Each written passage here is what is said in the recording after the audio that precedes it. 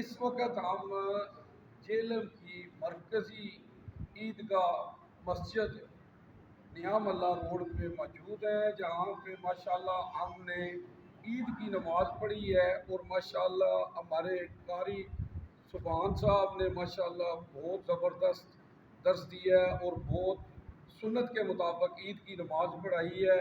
ماشاءاللہ ماشاءاللہ، اللہ اکبر۔ اور ہم نے ان کو اپریشیٹ کرنا ہے، ہم نے ان کو قرآن پاک گفٹ کرنا ہے، اور قرآن پاک ایک ایسی کتاب ہے جو اللہ کے ہاں محفوظ ہے، اور اللہ نے اس کی قسم دی ہے کہ اس کو وہ بدل نہیں سکتا۔ اگر ہم اس پر عمل کریں تو ہماری زندگی بدل سکتی ہے۔ میں کیا بیان کروں صلی اللہ علیہ وسلم کی شان میں، اللہ نے سب کچھ نازل کر دیا ہے قرآن میں۔ اما عائشہ سے کسی نے پوچھا آپ صلی اللہ علیہ وسلم کی سیرت کیا ہے، تو اما عائشہ فرماتی ہے قرآن۔